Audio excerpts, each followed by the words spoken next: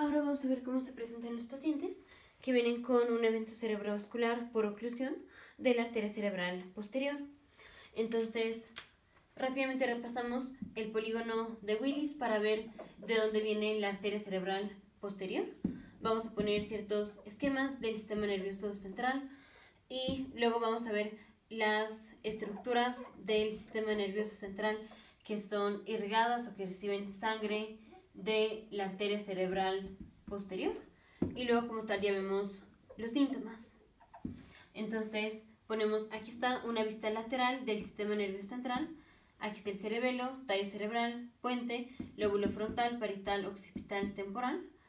Lo que vamos a hacer es, vamos a agarrar el sistema nervioso central y vamos a ver una vista, digamos, inferior. Entonces nos va a quedar como así: lóbulo frontal, temporal, y aquí está el tallo cerebral.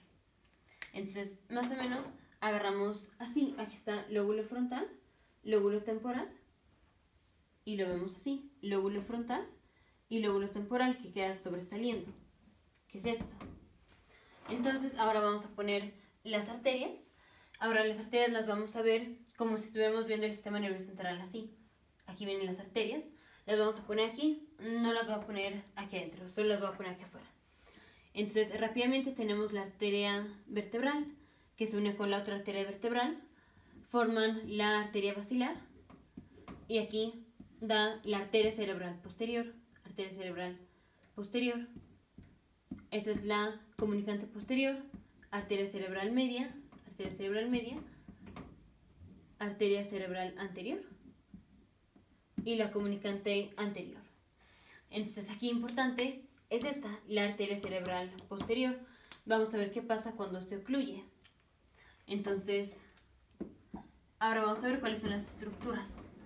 Las estructuras que son irrigadas por la arteria cerebral posterior es el tálamo, el mesencéfalo y el lóbulo occipital. Entonces, ¿qué pasa cuando tenemos, por ejemplo, oclusión de la arteria cerebral posterior derecha? Entonces, si se involucra el lóbulo occipital, vamos a tener hemianopsia homónima contralateral sin involucramiento de la mácula.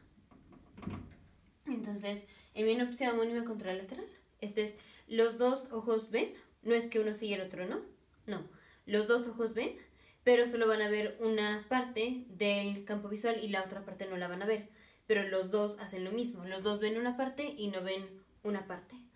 La parte que no ven es el campo visual contralateral. Si el paciente tuvo oclusión de la arteria cerebral posterior, digamos, izquierda, el paciente va a tener hemianopsia homónima contralateral derecha. O sea, el paciente no va a ver el campo visual derecho y sí va a ver el campo visual izquierdo con los dos ojos. Y la mácula no va a estar involucrada, la mácula va a ser la parte central del campo visual. También vamos a tener en afección del lóbulo occipital, el paciente puede tener prosopagnosia, que esto es que el paciente no puede reconocer las caras de las personas. Esto es así de forma cotidiana, siempre que vemos a una persona, pasan años y nos la volvemos a encontrar, la podemos reconocer. Nos es muy fácil de reconocer las caras. Pero el paciente que tiene daño al occipital puede tener prosopagnosia, que es que no logra reconocer las caras. Aunque haya visto a la persona en una hora después que la vuelva a ver, no puede reconocer la cara. Y entonces se le va a hacer una persona distinta.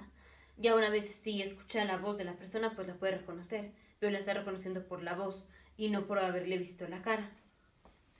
También si tenemos involucramiento, por ejemplo, del mesencéfalo, el paciente puede tener involucramiento del nervio glosofaringeo, el 9, y del 10, por ejemplo.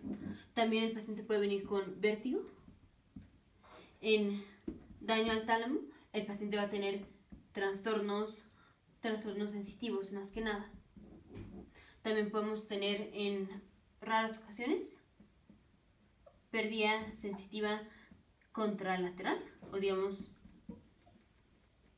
contralateral hemisensorial, o sea, parte del cuerpo. También podemos tener pérdida de la sensibilidad ipsilateral de la cara. Entonces, eso es lo más clásico que vamos a encontrar en oclusión de la arteria cerebral posterior. Ahora, específicamente, si la arteria que se ocluyó es la arteria que le da sangre al lado dominante, o sea, al hemisferio dominante, o sea, al occipital, pero del lado dominante. Generalmente, como todos escribimos con la derecha, el lado dominante es el izquierdo. Si se ocluye la arteria cerebral posterior del lado dominante, generalmente del lado izquierdo, entonces el paciente puede desarrollar alexia sin agrafia. O sea, que el paciente no puede leer o le cuesta trabajo leer, pero sí puede escribir como una persona normal. Entonces, oclusión de la arteria cerebral posterior. Las zonas afectadas pueden ser el tálamo, mesencéfalo, lóbulo occipital. Si se involucra el lóbulo occipital, vamos a tener hemianopsia homónima contralateral sin involucramiento de la mácula, prosopagnosia, alexia sin agrafia, si específicamente es la arteria cerebral posterior del lado dominante, la que se ocluyó. Podemos tener trastornos sensitivos, puede ser ipsilateral de la cara, puede ser defecto hemisensorial contralateral, puede ser vértigo, trastorno de glosofaringe del vago, si tenemos involucramiento del mesencéfalo. Nos vemos en el siguiente video, futuros médicos, científicos e ingenieros.